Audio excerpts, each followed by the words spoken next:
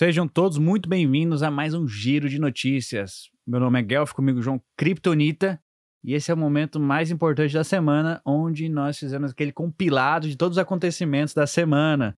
E aí, meu caro João, como é que você está? Cara, por aqui tudo certo. Mais uma semana agitada, com muita notícia diferente, com muito. A gente tá vendo até redes ressurgirem das cinzas, né, Gelf? Então tem muita coisa legal pra gente falar hoje. Notícia interessante, animado. E tô bem no geral. Bastante animado com o Web3 no geral, Gelf. É isso aí. Então nós separamos aqui o giro de hoje com uma primeira parte. Vamos falar um pouquinho sobre o que está acontecendo em termos de regulamentação. Falaremos depois sobre o que está acontecendo no Bitcoin. Depois vamos falar um pouquinho sobre o que está acontecendo dentro do ecossistema do Ethereum. Um pouquinho de NFTs e no final as notícias fora desses dois ecossistemas aí. Enfim, vamos lá. Começando aí com os preços da semana. Me diz aí o que aconteceu com o Bitcoin essa semana aí, Curi. Boa, Gelf, boa. Cara, o Bitcoin essa semana tá ali na casa dos US$ 21.700 agora atualmente. Nos últimos 7 dias a gente viu uma queda ali de um pouco mais de 7%, mas nada também muito preocupante. No mensal ainda estamos positivos mais de 21%, como vocês podem ver. Mas a gente teve uma semana de baixa, assim, vamos dizer, para as criptomoedas. A gente viu alguns acontecimentos macro acontecendo também, envolvendo o Fed, envolvendo a SEC. Então o mercado acabou reagindo a todos esses acontecimentos aí, mas nada também que venha assustar, que venha surpreender. Mais uma semana normal em cripto, né, Guelph? Boa, é isso aí. E na terra do Ethereum, o que está acontecendo com o Ether? Boa. Ether hoje está na casa dos US$ 1.530. A gente viu uma semana também um pouco negativa para o Ether, fechando na casa caindo 8% durante a semana, mas também ficando positivo no mensal. E também acima ali daquela casa que a gente não aguenta mais falar aqui de preço dos US$ 1.200. A gente está acima, estamos na casa dos US$ 1.500, então está tudo certo. Semanas de altas acontecem da mesma forma com que semanas de quedas acontecem. Então, está tudo normal, seguimos construindo, né, Guelph? É isso aí, é isso aí. Então vamos lá. Vamos começar a falar aqui do que está acontecendo dentro de regulamentação essa semana. Esse é uma thread da própria Bankless, onde eles diz the SEC is cracking down on staking. Tradução é a SEC, que é o órgão regulamentador lá dos Estados Unidos, está indo atrás de staking, aquele negócio que você faz com a sua criptomoeda, você faz o staking no seu Ether. Curi. Inclusive, para quem não sabe o que é staking, vai lá nos artigos do Bankless que vocês vão encontrar um artigo incrível explicando exatamente o que é staking, diferentes formas de staking, e inclusive como você que está aí nos Estados Unidos e acabou de descobrir que não vai poder fazer o staking por uma corretora centralizada, pode fazer o seu solo home staking. Então, artigos.banklessbr.com, né, Guelph? Exatamente, é isso aí. Bem, então vamos resumir para a galera o que aconteceu, o que está acontecendo lá nos Estados Unidos e se isso pode, de alguma forma, afetar aqui o Brasil ou os brasileiros que também usam corretoras para fazer seu staking. A Kraken é uma corretora assim mundialmente conhecida, é uma das maiores corretoras lá nos Estados Unidos, uma das mais antigas. E a SEC, que é o órgão regulamentador, foi atrás da Kraken proibindo que eles ofereçam esse tipo de serviço de staking. Eles estão alegando que a Kraken ofereceu security. Curi, faz um resumo aí pra gente. Cara, foi bastante interessante ver isso acontecendo, porque na quarta-feira da última semana, para vocês ouvindo isso, o Brian Armstrong, o CEO e fundador da Coinbase, ele anunciou que ele tinha ouvido alguns rumores de que o SEC estava atrás do pessoal que estava oferecendo serviços de staking, mas segundo ele e segundo rumores do mercado, a Coinbase está disposta a lutar contra esses impedimentos da SEC. E no dia seguinte, também saíram uma série de rumores falando que a SEC ia anunciar algo bastante importante no ecossistema, que foi isso da Kraken, né? O que acontece? Né? Os Estados Unidos, a gente sabe que a SEC é muito mais forte, muito mais mão pesada do que a CVM aqui no Brasil, e a SEC então decidiu impor à Kraken que ou eles param de ofertar esse serviço de staking dentro da plataforma deles, então você fazia o staking via Kraken, ou eles teriam que pagar uma multa milionária aí de 30 milhões para. É isso mesmo, Guelph? Não, Eu mentira. acho que eles pagaram Mentira. essa multa, eles foram. Eu acho que chegaram num acordo com Isso, a boa. SEC, certo? A SEC chegou assim, ó, vocês vão Exato. parar isso aí ou então a gente fecha seu negócio. E aí, ainda assim, eles multaram a Kraken em 30 milhões de dólares e pediram para que eles parassem de oferecer esse serviço. Na mesma hora, a Kraken organizou lá, travou todo mundo, ninguém consegue mais fazer seu staking usando a Kraken. E eles mandaram um e-mail para todo mundo dizendo que estava proibido que você pudesse. Estava proibido novos usuários a ter esse serviço de staking. E eu acho que os usuários que já têm staking, os americanos que usam a Kraken como serviço de staking, iam ter que fazer os saques do seu staking. Eu não entendi muito bem como é que ia funcionar isso, mas é mais ou menos por aí, cara. E é interessante ver isso, né, Guelph? Porque a gente sabe que a SEC está cada vez mais pegando fama de proteger o que não precisa ser protegido e na hora de proteger, não protege, né? Então a gente viu FTX, Three Arrows Capital, Luna, etc., acontecendo e cair em cima dos investidores, dos retail, e aí a gente vê situações como essa, em que um player centralizado acaba sendo impedido de ofertar um serviço que, pô, cara, nem de longe é considerado um security, até mesmo porque as pessoas muitas vezes nem têm acesso a esses tokens, ou quando tem um token, um token derivado ali do staking, então, por exemplo, na Binance eu acho que é o BEEF, alguma coisa assim, mas é ruim, legal, é ruim ver o pessoal dos Estados Unidos sendo impedido de fazer esse staking, mas por outro lado também, assim, tentando olhar uma luz no fim do túnel, quem sabe a gente não, com isso, a gente não estimula que mais pessoas utilizem modos descentralizados de fazer staking, né, Guelph? Inclusive, depois que foi feito esse anúncio que a SEC estava atrás da Kraken, os tokens de LSD, não é uma droga, é os tokens de Liquid Staking Derivatives, que é o RPL, o token da LDO, da Lido, SSV, estavam no uptrend, subindo aí 15%, 14%, 8%. Mas aqui, eu trouxe essa notícia aqui também, que foi uma resposta da SEC para todo esse acontecimento. O Gary Gensler, que é o diretor lá da SEC, diz que culpa a Kraken por não seguir a lei, que ele fala que todo serviço de staking, tudo que é staking, proof of stake, é security.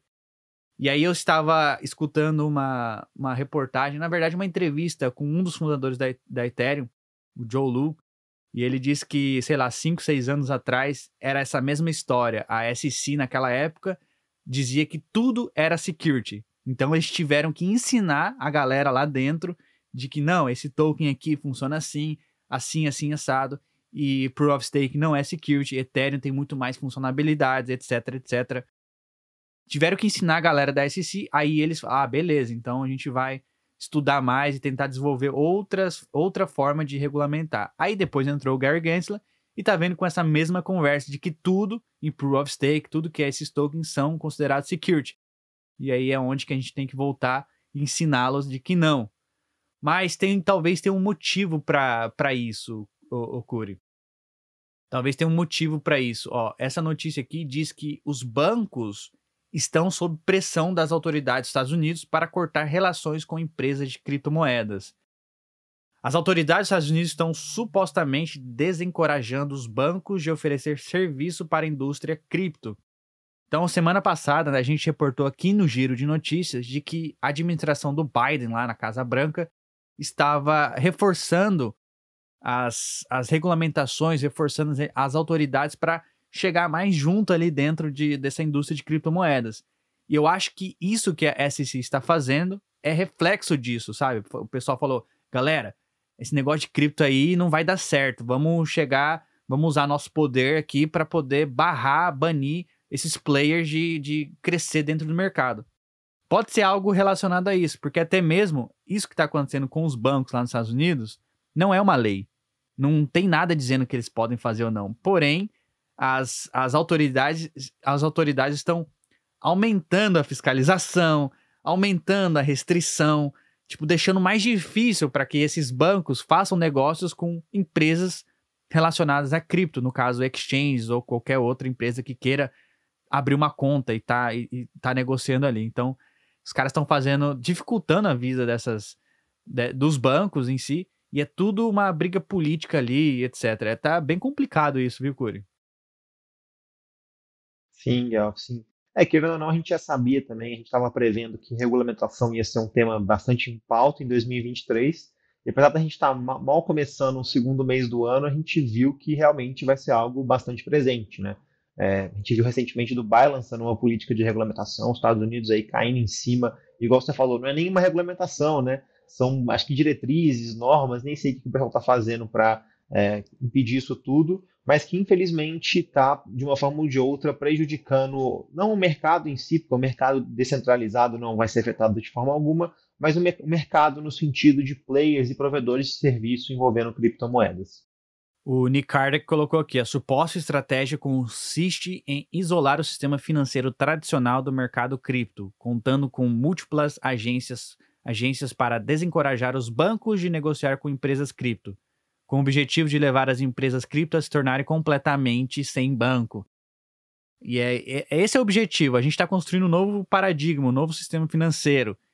E a gente fala muito aqui que o objetivo de tudo é você se tornar mais banco, você se tornar sem banco mesmo, não depender de um terceiro para poder lidar com as suas finanças. E o mesmo acontece com as empresas. Eu acho que isso é um paradigma novo que a gente está descobrindo, mas é inevitável, né, Curi? Eu acho que as empresas vão ter que ser bankless, porque uma vez que alguém aceita cripto como forma de pagamento, a gente não vai precisar mais lidar com intermediários. E na minha visão é muito claro, tá muito claro para mim que isso é inevitável. Uma hora vai acontecer, não sei quando, mas uma hora vai acontecer. O que você acha, Curi? Cara, eu acho que é um caminho que a gente tá cada vez mais tendendo, sabe, cara? A gente vê muita pressão regulamentar, de regulação, a gente vê muitos bancos indo na contramão desse ecossistema, e eu falo isso não com felicidade, com tristeza. Eu acho que ia ser muito mais fácil se a gente conseguisse trabalhar em parceria com essas grandes empresas e bancos, mas infelizmente parece que muitos players ainda não estão abertos para conversar com Web3, conversar com cripto. Então, até esses players mudarem de ideia, a gente vai ter que seguir por esse caminho solitário, digamos assim, né, Gal? Exatamente. Boa. A próxima notícia também envolvendo regulamentação. Dubai. Dubai, eles estão querendo proibir as privacy coins, no caso a Zcash, Monero, que deixa você transacionar de forma anônima. Isso também é um pouco preocupante. Dubai é um país ali, os Emirados, é uma cidade bem crypto-friendly, bem amigável ao ecossistema de cripto, muitas empresas surgindo ali, mas eles estão preocupados com moedas que deixam você transacionar de forma anônima. Por que será, né? Por que será? Então, eu acho que isso deve ter vindo junto com aquela regulamentação que eu acabei de mencionar, de mais de 260 páginas ali de Dubai. Então, teve muita coisa. E a gente sabe, né, Guelph? A gente sabe que o controle estatal é algo muito preocupante ainda para os governos, principalmente o controle do seu dinheiro, né? A gente sempre fala que a gente está vivendo aqui talvez uma nova disruptura no Estado, no ponto que eles vão perder o controle financeiro, assim como lá atrás, há muito tempo, eles perderam o controle da religião, mas eles não querem isso, né, Guelph? Eles querem manter o poder ali, manter tudo concentrado com eles, que é onde eles conseguem controlar, conseguem emitir mais dinheiro se precisar, conseguem queimar dinheiro, conseguem controlar a taxa de inflação e tudo mais, né? Mas é aquela coisa, a gente sabe que muitas das vezes, para não dizer todas, essas pessoas que estão na frente de governos, as pessoas que têm um poder, não estão nem aí para o usuário, não estão nem aí para as pessoas, só ligam para o que eles pensam e ponto final, sabe? Então, a gente não pode depender de poucos players que decidem o controle total do dinheiro do mundo. Transacionar de forma anônima é um direito que nós temos. A gente tem cash, a gente tem o dinheiro vivo, que é uma transação anônima, peer-to-peer. Se eu compro alguma coisa do João, do Curi, eu pago em cash, ninguém vai ficar sabendo. É uma transação anônima. O que a gente está pedindo é que isso seja também no digital. O digital favorece muito as grandes corporações, favorece muito aos governos, porque tudo ali você consegue rastrear, claro. Mas a gente está criando soluções que você consiga transformar essas transações em anonimato. Você consegue, é um direito das pessoas de fazer transações anônimas. E agora no digital. O que eles querem é não perder o controle, como o Curi falou. Isso daí é uma outra batalha que a gente vai ver aqui nos próximos anos. Bom, vamos falar um pouquinho agora de Bitcoin. A gente tá falando bastante, falamos semana passada, essa semana também teve bastante notícia, tem muita coisa acontecendo no ecossistema do Bitcoin. E começando com isso daqui, Taproot foi a última upgrade do Bitcoin, teve uma adoção essa semana, nunca mais visto na história, passou de 5% pela primeira vez. Isso deu graças ao novo protocolo dentro do Bitcoin Ordinals, que a gente vai falar aqui já já. Mas antes eu queria destacar isso, Bitcoin Punks, a primeira coleção de NFTs no Bitcoin com 10 mil unidades, deu sold out. Aqui, ó. É um clone do CryptoPunks do Ethereum no Bitcoin. E aí, Curi, você curtiu essa coleção aqui ou não? Então, né, Guelph? Então, né? Cara, então, eu vou ser muito conciso, né, no que eu acho dessa trend de ordinals dentro do Bitcoin. Eu acho que para mim, assim, é um hype passageiro. Não tem como a gente aceitar. Cara, o bloco do Bitcoin é menor que o bloco do Ethereum. E todo mundo que gosta de Bitcoin reclama do Ethereum por questão de gas fee. Agora estão sofrendo também. A gente sabe que está todo mundo querendo usar o espaço de bloco, e é um espaço de bloco bastante finito. É um espaço de bloco que a gente não consegue suportar nem 10 transações direito. E agora com essa febre de NFT, tá todo mundo sofrendo, mas a gente não tem padrão de token, então o token 721 ou o token 1155, é uma espécie de inscription ali dentro da blockchain do Bitcoin, graças ao SegWit, salvo o melhor juízo. Mas para mim, o pior de tudo, Guelph, assim, essa história, cara, tipo, tem NFT, eu acho massa, eu acho legal demais, mas para mim o mais cômico é que não tem inovação nenhuma até agora. Pelo menos as principais coleções que eu estou vendo lançar no Bitcoin não tem inovação nenhuma. Bitcoin Punks, Moonbirds Punks, Doodles Punks, não sei o que Ordinals, mentira, eu falei errado. Bitcoin Ordinals, Doodles Ordinals, Moonbirds Ordinals. Então são coleções que já estavam na blockchain do Ethereum e estão migrando ou fazendo algum tipo de cópia ali dentro da blockchain do Bitcoin. Eu não acho isso certo, eu não acho que isso inova em nada. Se for para criar um ecossistema de NFTs ou de Ordinals dentro do Bitcoin, que cria um ecossistema próprio, não precisa seguir o que o Ethereum fez. Se for para fazer a cópia do mesmo, vão ficar no Ethereum, onde já está estabilizado, já tem os NFTs, já estão mintados, já tem coleção do chip, ou criar algo novo, ou fica do jeito que estava antes. Não precisa ficar inovando mais do mesmo, né, cara? Mas essa é só a minha visão. Mas é bem doido, porque tem muitas restrições ainda. A forma que funciona o sistema, eu acho que você compra, por exemplo, você comprar um punk aqui, você pode vender, ou você não consegue transferir para outra pessoa, né? Você compra e já era, é seu, você não consegue mais transferir. Então, exatamente. É meio estranho de pensar como é que vai ser feita a venda no mercado secundário. O que as pessoas estavam fazendo eles mintam, compra do minter, e aí você consegue subscrever ali, direcionar para alguém aquele minter. Aí as pessoas estavam vendendo, acho que já no mercado secundário, né? Antes de transferir para carteira. Porque uma vez que você transfere para carteira, você não consegue mais vendê-lo. Talvez isso vai ser algo que eles vão arrumar no futuro, mas acho bem doido isso também. E outra coisa que você falou também, eles não conseguem transferir para algumas carteiras, não suportam, né? Isso, exatamente. Então teve muita gente que comprou, por exemplo, o Bitcoin Punks, pagou mais de um BTC ali, e aí transferiu para a Coinbase Wallet, só que a Coinbase Wallet não suporta essas inscriptions ou esses ordinals aí do Bitcoin. Então muitas das pessoas acabaram até mesmo perdendo esses ordinals. Então é uma série de pontos extremamente delicados ali, extremamente chatos mesmo para uma pessoa normal, para uma pessoa que não é super experiente ou conhece de tudo de cripto, porque tem algumas wallets que são possíveis, igual o Guelph falou, tem um contrato de minter ali, só que você consegue só deployar esse contrato de minter se tiver um full node de Bitcoin, e igual o Guelph mencionou, você não consegue fazer transferência, então se você já colocar um endereço ali no minter, você não consegue depois talvez transferir, mas parece que tem pessoas já trabalhando em desenvolver protocolos para essa blockchain. Parece que o criador do Magic Eden, o Marketplace, que era da Solana, agora também está na Polygon, deu um spoilerzinho ali no Twitter falando que estava desenvolvendo alguma coisa para o Bitcoin, mas a minha visão pessoal é que isso vai demorar um pouco, e nesse período de demora, essa trend ou esse hype vai morrer, cara. Eu acho meio insustentável, pelo menos do jeito que está. E aí é aquela coisa, a gente pode discutir, mas a gente pode aumentar o tamanho do bloco, mas se a gente aumentar o tamanho do bloco, a gente vai fazer um fork que já existe. A gente já tem uns 6, 7 forks aí que brigaram lá desde das Block Wars, exatamente por causa de tamanho de bloco. Então não tem por que a gente discutir isso de novo aqui agora com o Bitcoin. A gente pode, talvez, quem sabe, usar outras redes, como, por exemplo, o Lightning, mas elas não são tão descentralizadas. Então, a gente tem uma série de particularidades ali que eu também não tenho resposta ainda.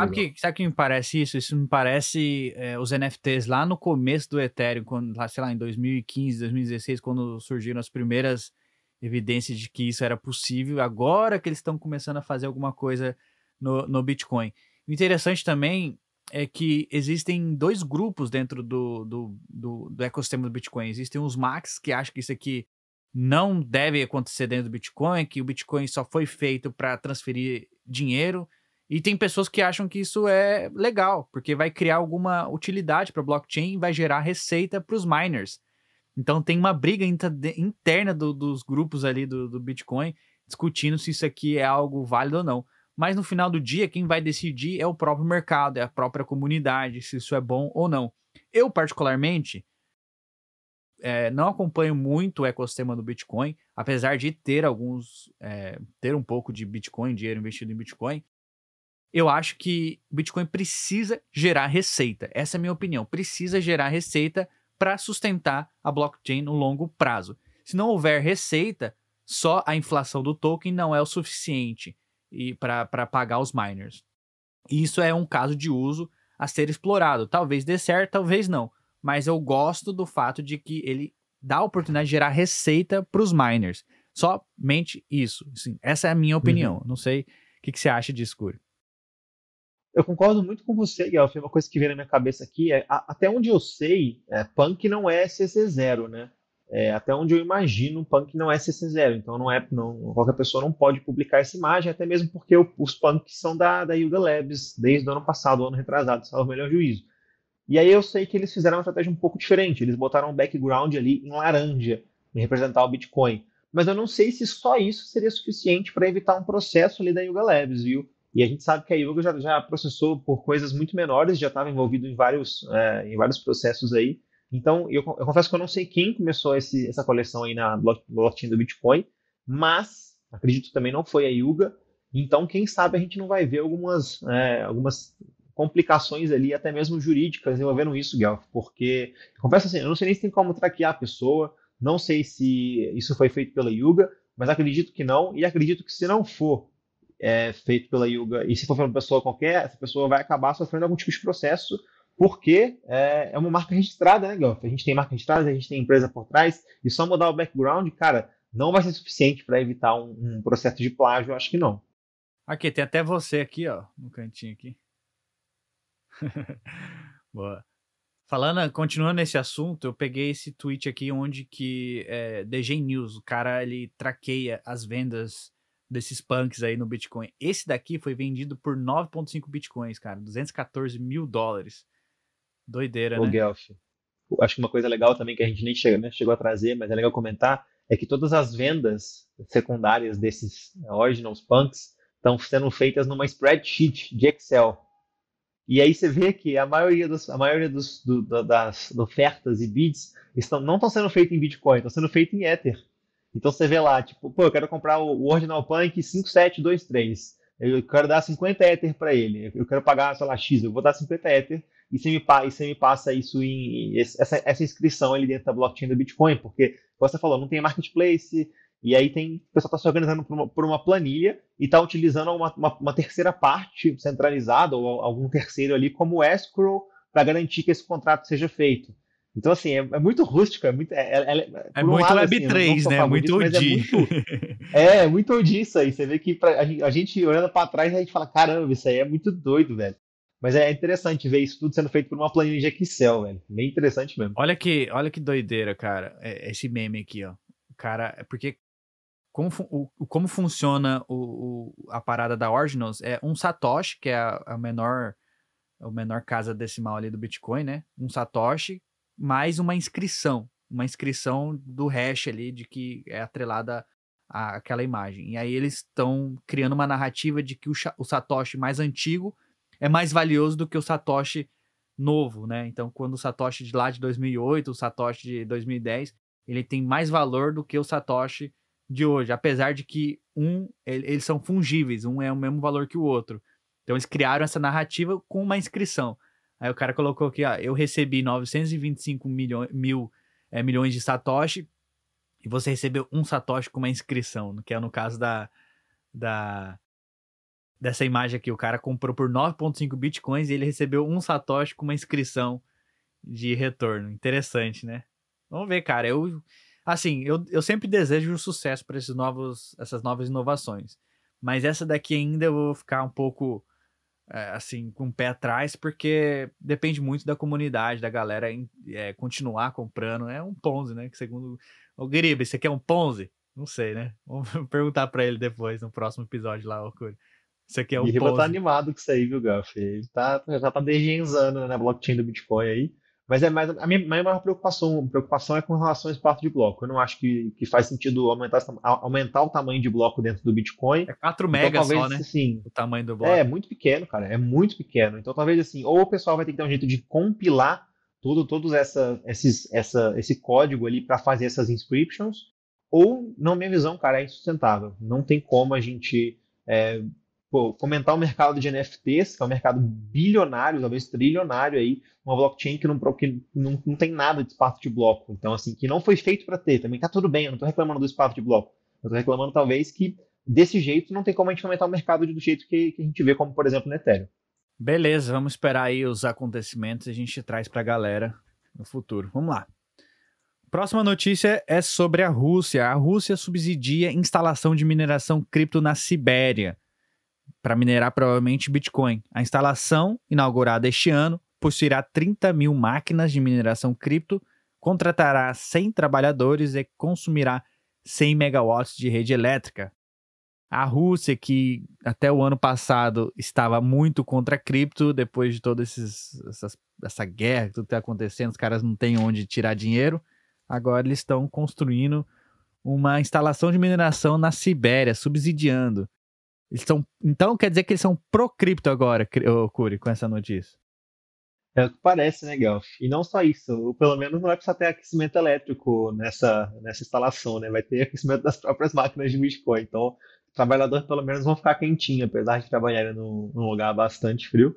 Mas é interessante, né? Porque a gente viu com a guerra que ainda está acontecendo entre Rússia e Ucrânia, a maior parte dos provedores de pagamentos ao redor do mundo saíram da Rússia ou tiveram algum tipo de banimento ou até mesmo sanção contra a Rússia.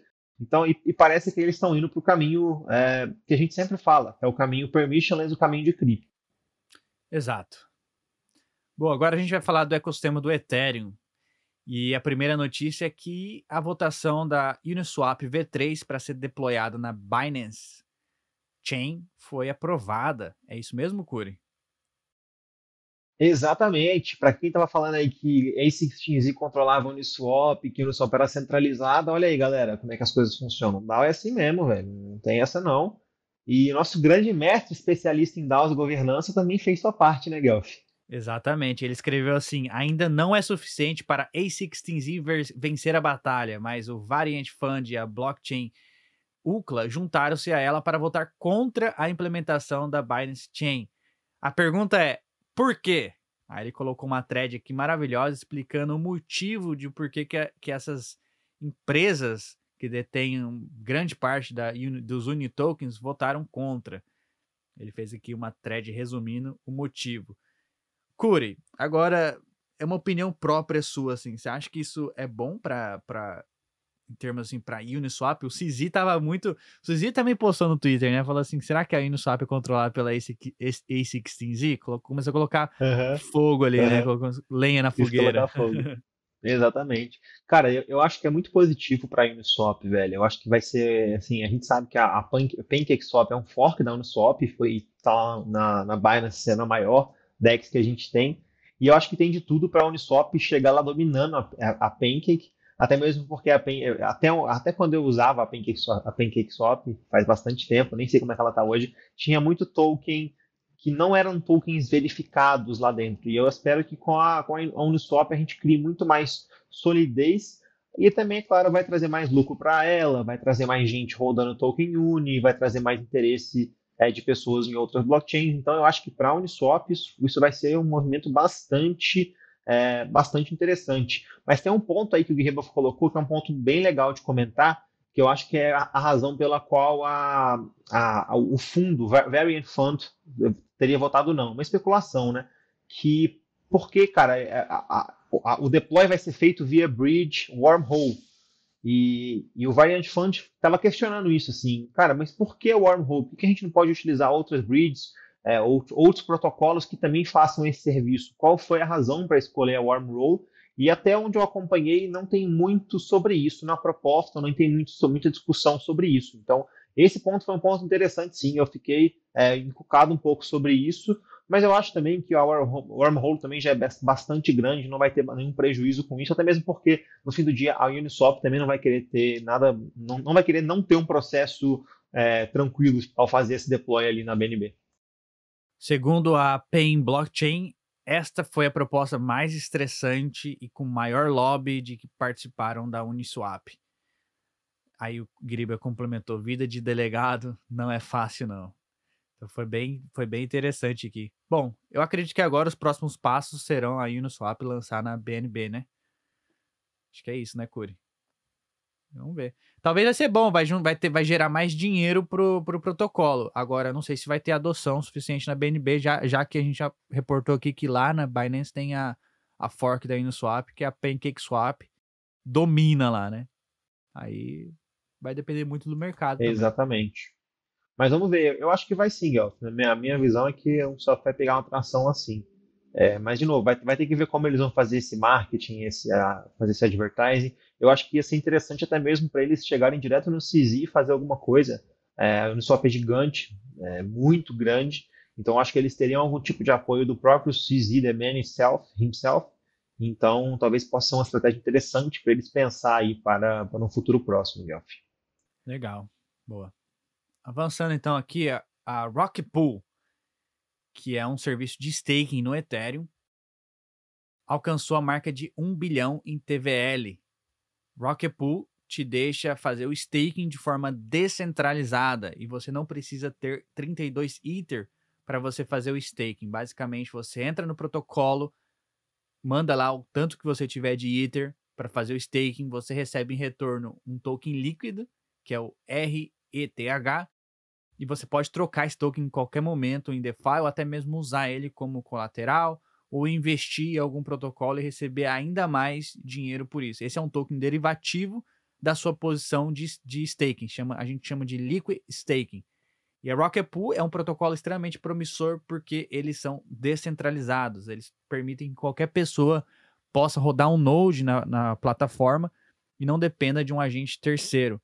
Isso é reflexo de que as pessoas estão olhando para a descentralização. Eles querem usar esses serviços mais do que corretoras. E agora, muito mais, depois das notícias que a gente reportou aí, que a Kraken está sendo perseguida pela SEC, provavelmente a Coinbase também será.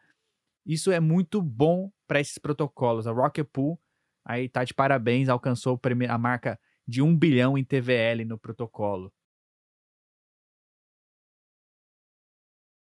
Se tornou um unicórnio, hein, Guel? Se Se tornou um tornou um unicórnio. unicórnio, isso Interessante, mesmo. né?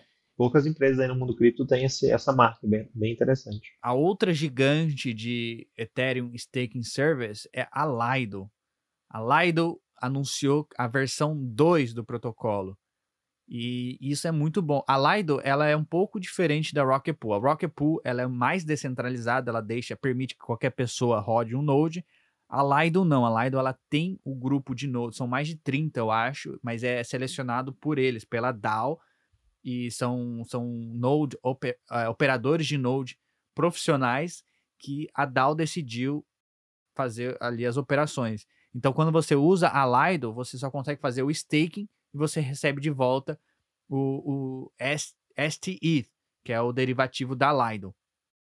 Você também consegue usar em DeFi e tal, mas eles, por terem lançado primeiro, ganharam mais market share, eles são o gigante hoje, eles são os maiores, eles têm a maior parte de todo o mercado de staking as a service. E aí, eles anunciaram essa versão 2, que vai ter alguns upgrades, e um deles é o Staking Router. Então, basicamente, a ideia é que qualquer pessoa agora, qualquer um consiga rodar um Node na Lido, como a Rocket Pool, né? Eu não sei como vai funcionar isso, mas eles querem deixar isso fácil para que qualquer pessoa se torne um operador de Node dentro da Lido. Seja você um solo staker, seja uma DAO, um distribuidor, um validador, distributor validator, enfim. Isso é muito bullish para a Lido, inclusive, porque é o caminho para descentralização, no caso.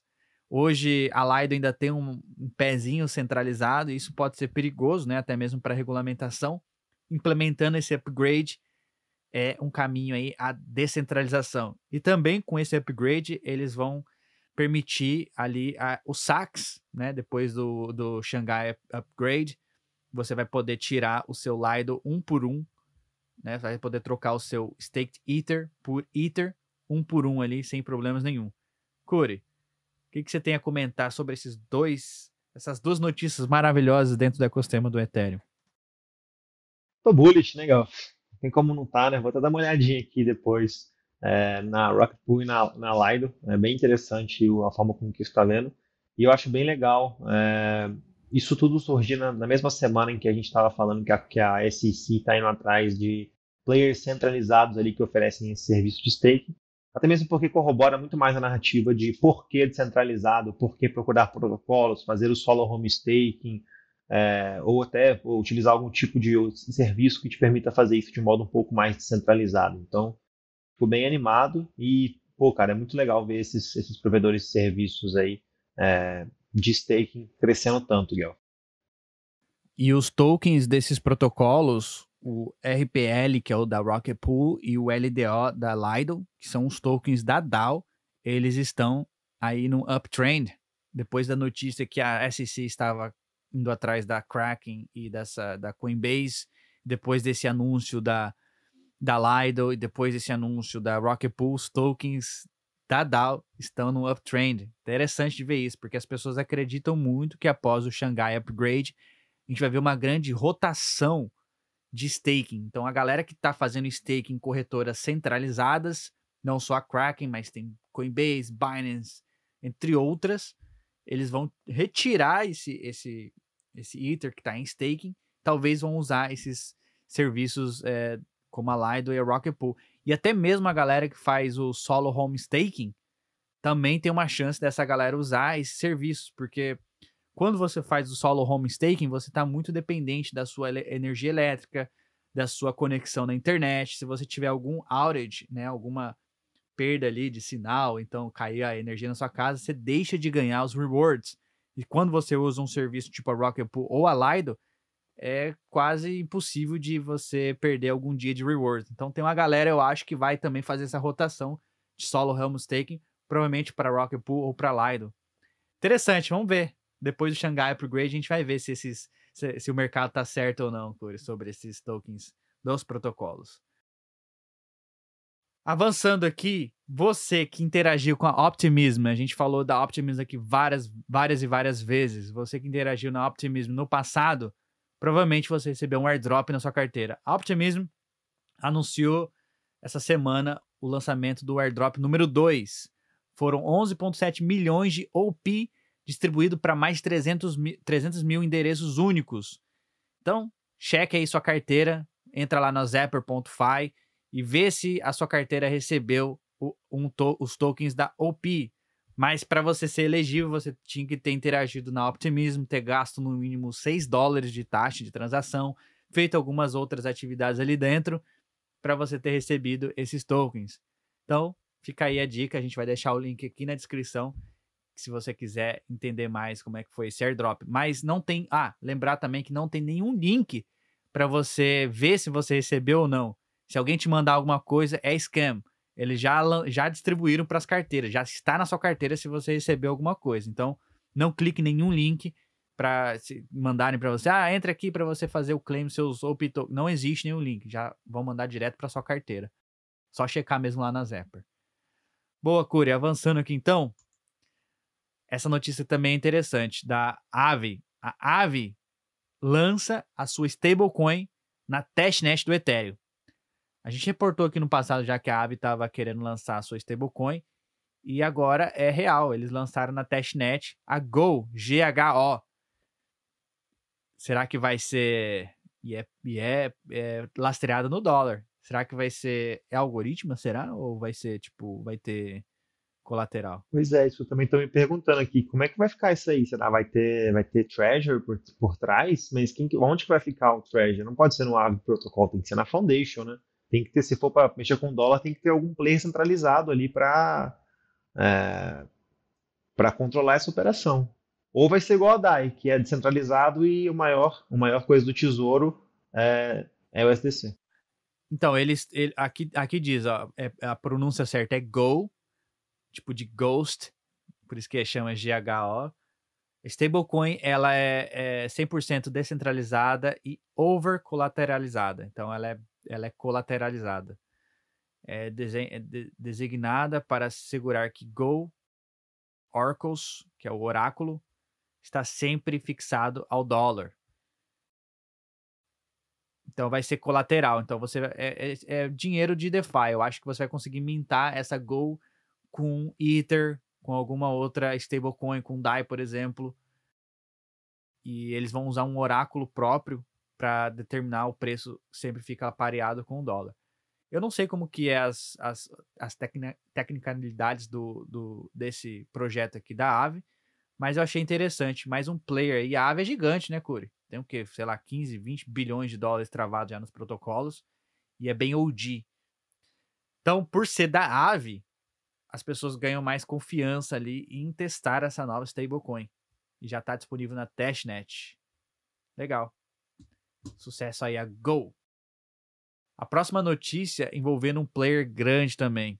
Vou abrir aqui. A Visa abraça o USDC na rede do Ethereum e quer expandir stablecoin para todo o mundo. A Visa, uma das maiores empresas de pagamentos do mundo, está planejando usar a stablecoin USDC para processar pagamentos de grande valor. Eu acredito que eles querem usar a Ethereum, a mainnet, para ser uma settlement layer, para certificar de que o ponto A enviou a cripto para o ponto B lá, USDC. Mas eles querem fazer isso de grande valor, assim, milhões, talvez bilhões de dólares. Isso é uma notícia boa ao seu ver aí, Curi? Cara, eu acho que é. Eu acho que é porque a gente está vendo, querendo ou não, né, tanto a Visa quanto a Mastercard, que chegou a comentar na Mastercard semana passada, olhando para esses players de cripto, ainda que muitas vezes possa não ser da forma com que a gente queria que fosse, descentralizado e tudo mais, mas só da gente ver esse olhar voltado para a Web3 no geral, eu acho interessante, ainda mais trazendo essa robustez ali da blockchain Ethereum.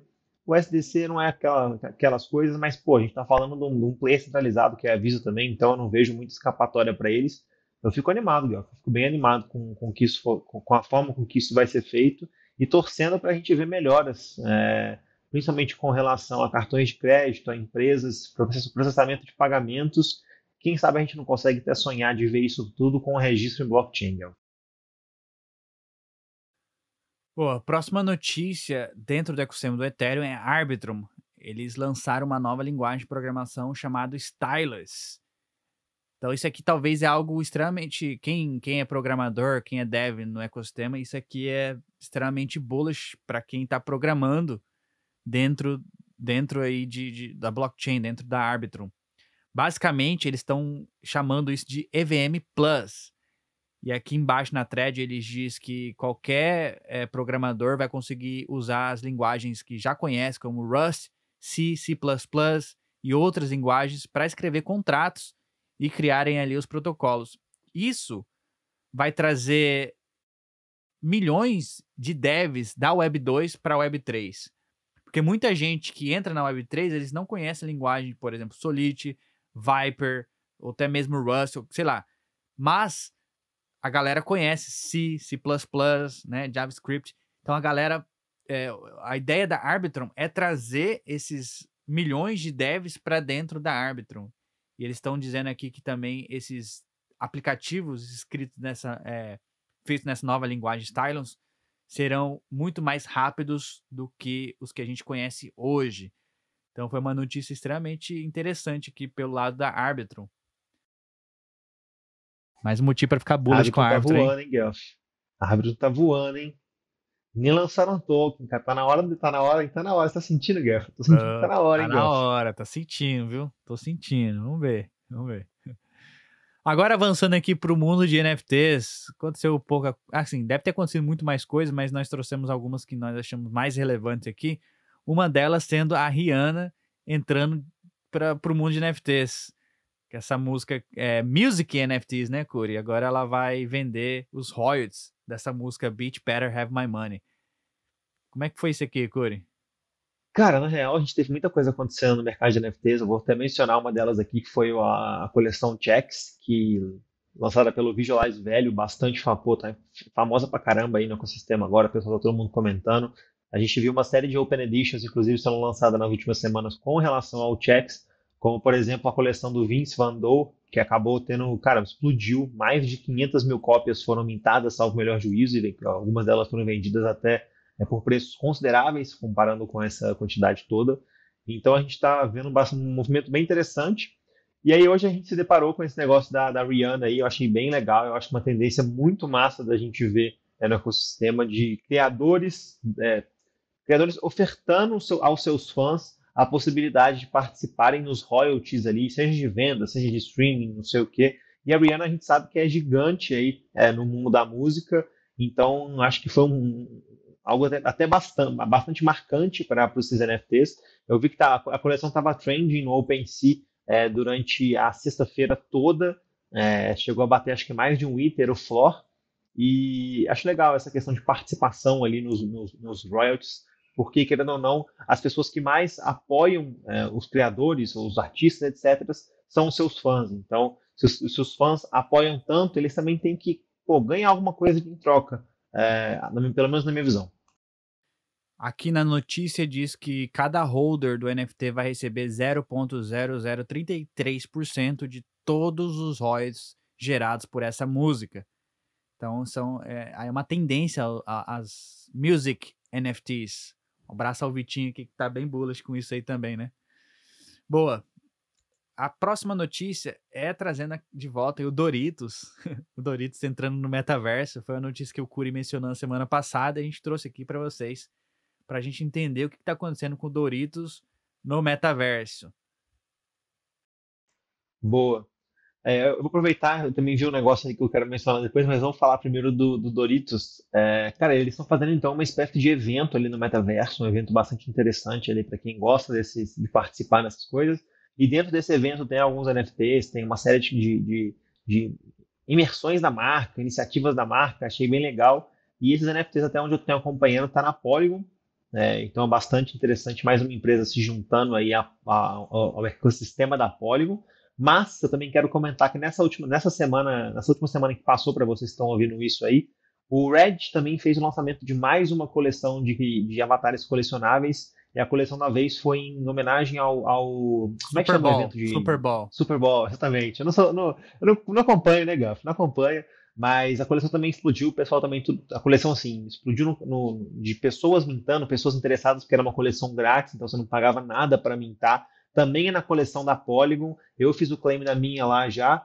E vamos ver. Vamos ver até mesmo porque esse ano está bastante intrigante o Super Bowl, que baniu anúncios de criptomoedas. Mas eu estava vendo hoje, Guelph, eu não sei nem como é que vai ser isso, que está programado para uma coleção bastante famosa aí, acho que chama Digi alguma coisa, fazer o maior free mint da história durante o Super Bowl. Não sei como eles vão fazer isso, até mesmo por causa desse banimento, mas a gente vai reportar para vocês isso na semana que vem. Fiquem ligados. Eu escutei dizer que não foi o Super Bowl que baniu, mas é que as empresas não tinham dinheiro para anunciar. Tá todo mundo quebrado, ninguém tá cortando, mandando todo mundo embora. E o ano passado, as empresas que anunciaram no Super Bowl foi Coinbase, FTX, né? Sei lá qual outra empresa que anunciou. E hoje eles não têm dinheiro para isso. A FTX não existe mais. A Coinbase tá mandando geral embora. Talvez seja por isso. E voltando aqui nessa ideia aqui do Doritos, eles vão lançar uma experiência no metaverso no Decentraland. E eles vão dar às pessoas free NFTs avatars. Aí eu fiquei pensando, será que eles vão dar uma roupa de triângulo laranja pra galera lá no Decentraland? A imaginação é fértil. Você dá uma camiseta de saco de Doritos, assim, você vai vestir de saco de Doritos. Boa. Mas assim, falando, agora tocando no Reddit, eles lançaram essa coleção, é Free Mint, né? Era de graça. E eles fizeram um onboard de mais 300 usuários, 300 novas carteiras mintaram esse NFT do Super Bowl. Para você mintar o NFT do Reddit, você precisa usar a plataforma deles. Lógico que já tem a galera vendendo no mercado secundário. Inclusive o Reddit ganha royalties por isso. Mas eles não estão com a ideia de ganhar dinheiro com os NFTs, mas sim trazer os usuários para a Web3, fazer um onboard das pessoas em questão de ativos digitais. Esse não é a primeira vez, eles vão começar a fazer isso mais e mais. O Reddit já fazia isso antes da Web3, tinha lá os avatares, mas agora é para valer. E eles têm a própria carteira deles, o próprio local onde você pode mintar.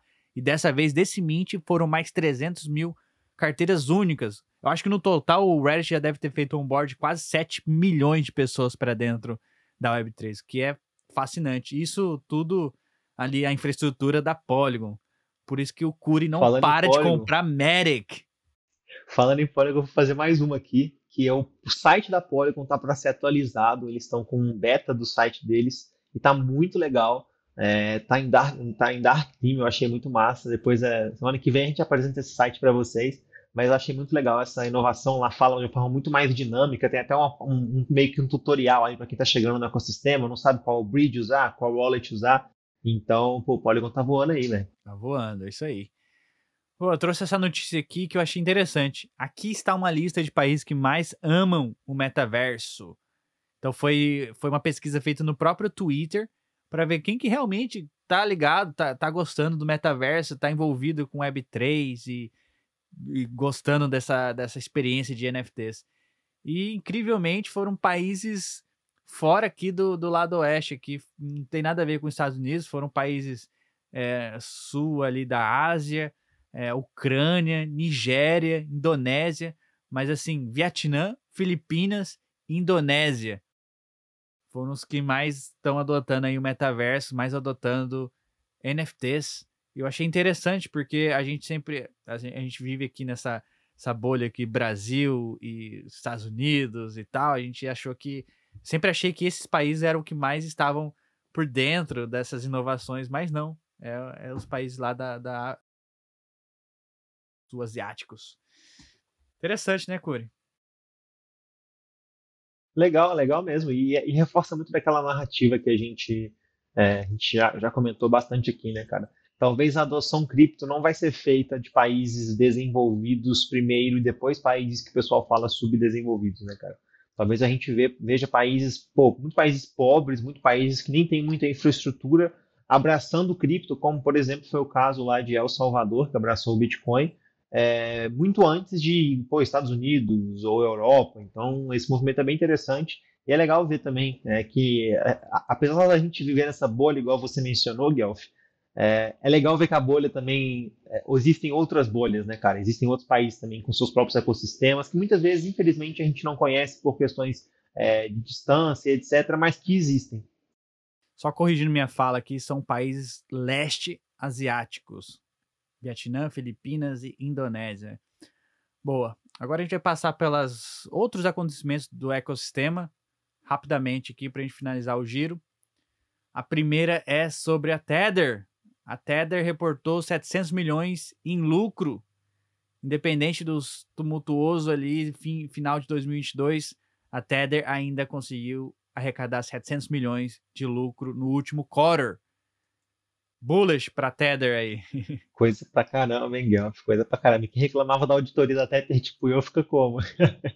Mas é isso aí. Boa. Milhões de dólares, milhões de reais, milhões de dinheiros em cripto foram enviados para doações à Turquia após os acontecimentos desastrosos lá, como, por exemplo, os terremotos, né, Foi o Guelph? terremoto, E aí é muito terremoto. legal ver como a cripto chega muito mais fácil em lugares que muitas vezes não existe nem mesmo governo. Então a gente está vendo lá muitas cidades da Turquia sofrendo muito com esse terremoto, mas doações conseguem chegar em questões de minutos e segundos lá, muito mais rápido do que, por exemplo, uma transferência internacional. É isso aí. A Dell, empresa Dell, ela junta forças com a Hedera. entra para o conselho de governança da Hedera para explorar aplicações descentralizadas nessa blockchain. Então, o conselho da Hedera, que é uma blockchain, agora tem 39 membros e cada um roda um node. A gente não escuta muito falar dessa Hedera, mas deve ser voltada mais para instituições. I don't know. Boa. Instituições financeiras ainda estão apostando em criptomoedas, mesmo após todos os desastres de 2022. Então, em 2022 a gente viu muita coisa acontecendo, Paris Capital, Celsius, FTX, Genesis Trading, dentre vários outros, mas grandes players e grandes instituições financeiras ainda acreditam que cripto vai ser os ativos vão ser os ativos do ano e vão continuar aí com essas performances bastante interessantes que a gente viu nos últimos anos, né, Guelph? Exatamente, incluindo BlackRock, Fidelity, entre outros. Boa, e para finalizar aqui o nosso giro de notícias, autoridades sul-coreanas viajaram à Sérvia para encontrar quem? Ele mesmo, Do Kwon. Segundo as informações aqui da notícia, Do Kwon ele deu um golpe lá na Coreia de 80 bilhões de dólares. E ele fugiu para a Sérvia. E aí, depois de dar entrevistas, falar que não estava fugindo, a galera lá, as autoridades sul-coreanas falaram, beleza, então a gente vai aí atrás de você. Agora estão lá na Sérvia caçando o Do Kwon. Será que ele vai ser preso dessa vez, Curi? Isso aí só o futuro vai dizer pra gente, né, Guelph? Eu acho que ele já deve estar em outro lugar já depois disso aí, viu, Guelph? Sendo muito sincero contigo. Exatamente. Boa. Então, com isso, a gente consegue finalizar aqui o nosso giro de notícias. Lembrando a todos que nada falado aqui no episódio de hoje foi uma recomendação financeira, fiscal ou recomendação de vida. Ether, Bitcoin, Matic são considerados ativos de risco, você pode perder todo o seu dinheiro. Mas lembre-se que estamos a caminho do desconhecido. Essa é a fronteira e não é para qualquer um, mas estamos muito felizes que vocês estão conosco nessa jornada. Muito obrigado a todos e até a próxima. Valeu!